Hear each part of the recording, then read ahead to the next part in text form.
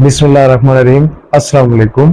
सगरों के लिए की हाल में उम्मीद करदा कि जबरदस्त और फिट फाट हो सो। जनाबे वाला मुंजी दे विच बड़ियां बड़ियां किस्मां आईयां। उहदे विच इस टाइम सब तो कामयाब एक वैरायटी है जिहड़ी कि साडे नाल फार्मर मौजूद ने मैडम साहबा उन्हां काश कीती है। उहदे बारे सारी गल पुछदे हैं इन्हां को और तुहाडे नाल शेयर करदे हैं। फौरन तो पहले जाने मेहमान नाल गल करदे हैं। अस्सलाम वालेकुम। वालेकुम सलाम, क्या हाल है? ठीक हो जी? जी अल्हम्दुलिल्लाह। मैम साहबा तुसी सुनाओ, खैर खैरियत है? जी अल्लाह का शुक्र। मैं लगाई है जी 10 एकड़ 1847 पूसा बासमती, ये 1509 1692 उस फैमिली नाल है, लेकिन ये बीमारियां तो पाक है।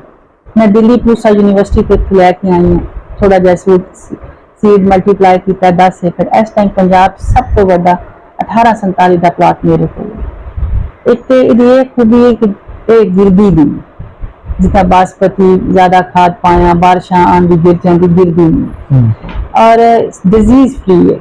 जेड़े जेड़े साडे मुंजी लाने वाले भाई काश्तकार भाई उन्होंने पता है कि 1847 डिजीज फ्री और सब अगला जड़ा साल है या अगली जड़ी साड़ियां जमीन मैक्सिमम जड़ी लगाई जाएगी वो ही लगाई जाएगी।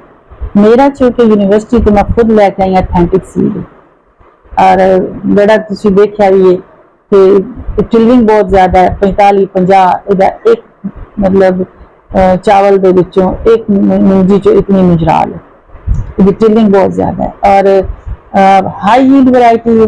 दावा कर दी पूसा यूनिवर्सिटी 75 तो 80 मन एकड़ जाती है। माशाल्लाह जबरदस्त। अच्छा है दसो कि इहदा जेड़ा बीज है पर एकड़ कितना यूज होएगा? मैं तो जी यूनिवर्सिटी चो लैके आई सी 24 किलो बीज और मेरा 100% जर्मिनेशन रेशो आई 10 एकड़ का प्लाट सी उहदे च लगा देता, बल्कि किलो डेढ़ का समझो बीज वध ही गया सी। 10 एकड़ का प्लाट सी उहदे च कंप्लीट हो गया। लगाना दा की सही टाइम है? ये मेरा लग्या जी 1 जुलाई में। 1 जुलाई में शिफ्टिंग कर दी सी, है सी कोई 28-29 दिन का बीज सी और बहुत अच्छा मतलब सब कोई भी चावल लगाओ 30 दिन तो उत्ते दी पनीरी नहीं जानी चाहिए। पक्की पनीरी यील्ड घटा जाती है, 21 तो 30 दिन के अंदर अंदर पनीरी में शिफ्ट होना जाना चाहिए। जो लोग खादा जिंक पाते हैं पनीरियां ते स्प्रे करते हैं उन्होंने जल्दी पनीरी वड्डी हो जाती, एक ही दिन च ट्रांसफर कर सकते हैं। 30 दिन मैक्स 30 दिन तो उत्ते नहीं जान दे तो उस तो बाद वो जी पनीरी पनीरी दी रही मेच्योरिटी गल चली जाती, जिन्नी कूली पनीरी होगी उतना जल्दी वो चलेगी।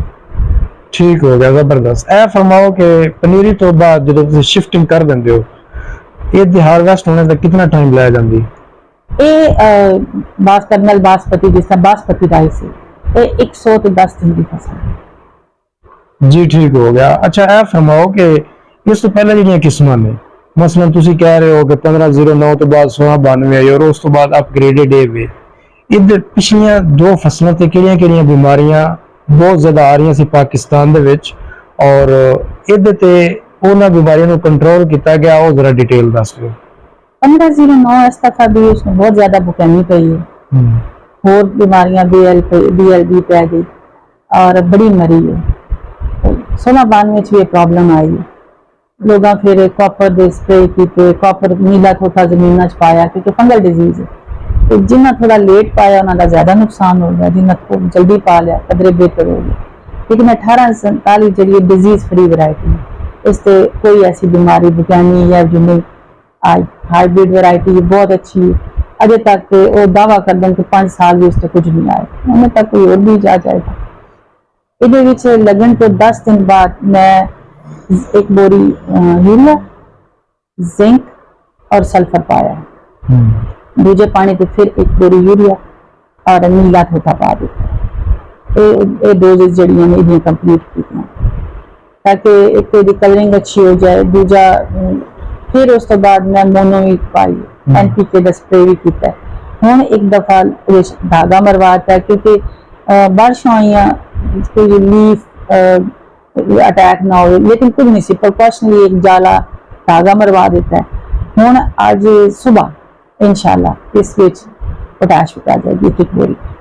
धागा मरवाने का की फायदा?